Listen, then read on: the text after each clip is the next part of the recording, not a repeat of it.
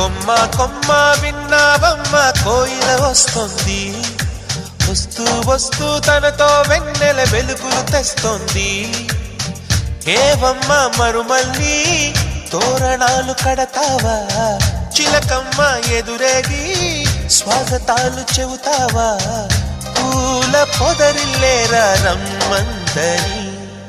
విన్నానమ్మా